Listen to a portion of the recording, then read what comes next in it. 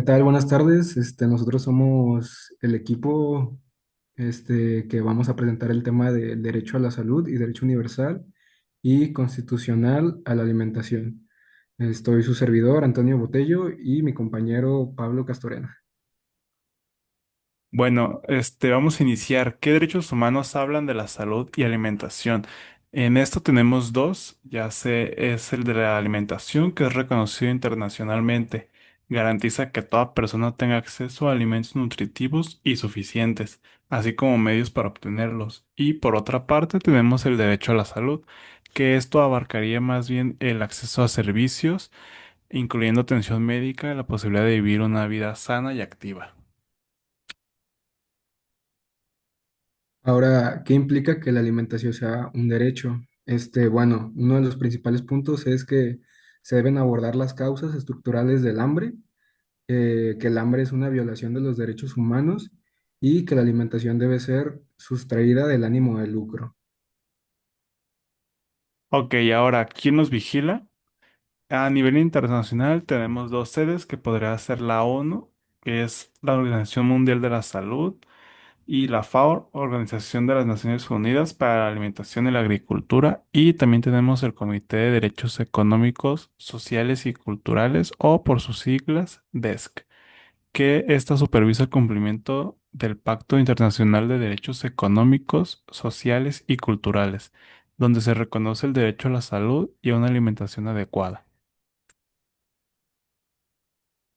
Y por otra parte, en México, los organismos que lo vigilan sería principalmente la Constitución Política, en el artículo 4 que se garantiza el derecho a la salud y a la alimentación nutritiva, suficiente y de calidad. También está la Secretaría de Salud, que se encarga de políticas y programas relacionados con la atención alimentaria, digo, sanitaria. Y después sigue la Comisión Federal para la Protección contra Riesgos Sanitarios, que sería la COFEPRIS. Esta vigila la seguridad de los alimentos, los medicamentos y productos relacionados con la salud. También está la Secretaría de Bienestar y Secretaría de Agricultura, que implementan pues programas de seguridad alimentaria, ya sea como por ejemplo la Liconza o Diconsa. Esos son unos programas que implementan. Y también está la Comisión Nacional de Derechos Humanos o la CNDH, y pues esta básicamente atiende las denuncias cuando estos derechos son violados. Luego, una breve definición de qué es la salud. Esta, según la OMS, que es la Organización Mundial de la Salud, la define como un estado de completo bienestar físico, mental y social, y no solamente la ausencia de afecciones o enfermedades. Ahora vamos a ver factores determinantes básicos de la salud. Como primer punto vamos a tratar los biológicos, que serían la genética y herencia familiar, edad y sexo, condiciones congénitas. Estilos de vida serían alimentación, la actividad física, si se consume alcohol, tabaco o drogas, y si hay buenos hábitos de sueño y manejo del estrés. También está del medio ambiente, que entraría la calidad del agua, aire y suelos limpios, condiciones de la vivienda, seguridad en el trabajo y en la comunidad, y factores sociales como la violencia, pobreza y apoyo social. Y ya por último serían los servicios de salud, que sería acceso a hospitales médicos y medicinas, programas de vacunación y prevención y calidad de la atención médica. Bueno, ahora tenemos los tratados internacionales. Tenemos varios que puede ser la Constitución de la Organización Mundial de la Salud, la OMS fundada en 1946, la Declaración Universal de los Derechos Humanos en el artículo 25, el Pacto Internacional de Derechos Económicos, Sociales y Culturales del artículo 12, Convención sobre la Eliminación de todas las formas de discriminación contra la mujer, fundada en 1979, es el artículo 12, y la Convención sobre los Derechos del Niño, el artículo 24. Ahora, las obligaciones del Estado, estas por respetar, son que deben abstenerse de interferir en el disfrute del derecho a la salud. Y su obligación de proteger es que los estados deben evitar que terceros, como empresas o industrias, vulneren el derecho a la salud. Sus obligaciones para cumplir son facilitar, proveer y promover. Facilitar campañas de vacunación, educación sanitaria y prevención. promover infraestructura, medicamentos esenciales y servicios de salud accesibles, promover políticas públicas que mejoren los determinantes sociales de la salud. Ahora hablando de los antecedentes, pues tenemos como que un antecedente de esto sería, pues, como ya mencionamos, la Declaración Universal de los Derechos Humanos de 1948, donde se reconoce el derecho a nivel de vida adecuado, incluyendo la alimentación. También está el Pacto Internacional de Derechos Económicos, Sociales y Culturales, que establece el derecho a una alimentación adecuada y la obligación de los estados de combatir el hambre. Y también, como ya también mencionamos, el artículo 4 de la Constitución mexicana, donde se reconoce el derecho de toda persona a una alimentación nutritiva, suficiente y de calidad. Y los programas sociales como la DICONSA y LICONSA, DIF, que son pues parte de este organismo que se llama Segalmex, que pues busca garantizar el acceso a alimentos básicos, especialmente en zonas vulnerables. Ahora, la línea de obligaciones y tratados.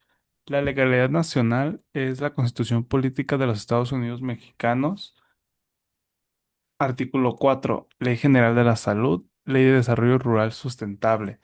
Los tratados internacionales son los de la Declaración Universal de Derechos Humanos de 1948, el Pacto Internacional de Derechos Económicos, Sociales y Culturales 1966, Convención sobre los Derechos del Niño 1989, Objetivos de Desarrollo Sostenible ODS 2, Hambre Cero. Ahora, los acuerdos multilaterales. Estas son estrategias de la FAO y programas mm, del Programa Mundial de Alimentos, PMA por sus siglas en inglés, para garantizar seguridad y soberanía alimentaria. Ahora vamos a ver una pequeña tabla del concepto de derecho. De un lado tenemos lo que sería como el documento y la norma, y del otro lado, pues básicamente, que establece sobre el derecho a la alimentación. Por ejemplo, en la Declaración de los Derechos Humanos, en la Declaración Universal, pues establece básicamente que el derecho se establece, pues, se reconoce el derecho a un nivel de vida adecuado y que se incluye la alimentación, o sea que este derecho es fundamental en todos lados y que no se puede violar, o sea, es un derecho de vida universal. Debajo también tenemos el Pacto Internacional de Derechos Económicos. Pues establece el derecho a una alimentación adecuada y que los estados se ven obligados a combatir el hambre. Después también tenemos la Convención sobre los Derechos del Niño. Este reconoce el derecho de los niños a una nutrición adecuada y la obligación de combatir la malnutrición infantil. También tenemos, como ya mencionamos, el artículo 4 de la Constitución mexicana, que pues habla que toda persona tiene derecho a una alimentación nutritiva, suficiente y de calidad. Y por último, tenemos los Objetivos de Desarrollo Sostenible de la ODS 2, de la Agenda 2030. Y pues esto nos habla sobre el hambre cero, que es como tal poner fin al hambre, lograr seguridad alimentaria, mejorar la nutrición y promover la agricultura. Ahora, las obligaciones de los estados en materia de derecho a la alimentación. Su obligación de respetar es el estado no debe obstaculizar ni impedir el acceso de las personas a los alimentos. Su obligación de proteger es que el estado debe evitar que actores privados, empresas, intermediarios, transnacionales interfieran con el derecho a la alimentación. Y su obligación de cumplir, facilitar y proveer. El Estado debe implementar políticas y programas que garanticen el acceso a alimentos suficientes, nutritivos y culturalmente aceptables. Ahora de este lado vamos a hablar acerca de qué es la soberanía alimentaria. Como pequeña definición, pues básicamente la soberanía se refiere al derecho de comunidades y países a definir sus propias políticas y estrategias de producción, distribución y consumo de alimentos, priorizando la producción local y sostenible frente a intereses comerciales como el de las empresas o del sector privado. Las características principales de de la soberanía alimentaria serían el derecho a decidir. Nos quiere decir pues, que los pueblos pueden decidir qué cultivos producir, cómo lo hacen y en qué condiciones. Como segundo característica sería producción local y sostenible. Este, esta nos habla de...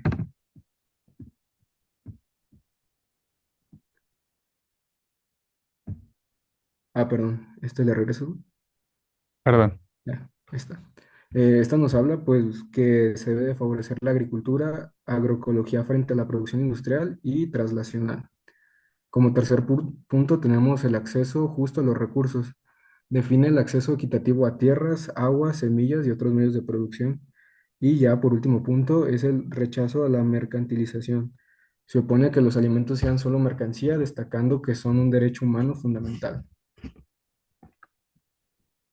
Luego, retomando nuevamente las instituciones y organismos que velan por estos derechos que ya hemos hablado, los dividimos en dos que son internacionales, que sería la Organización Mundial de la Salud o por sus siglas OMS, Organización de las Naciones Unidas para la Alimentación y la Agricultura, la FAO, Programa Mundial de Alimentos, la PMA, UNICEF, Fondo de las Naciones Unidas para la Infancia y por último la ONU, que es el Comité de Derechos Económicos, Sociales y Culturales.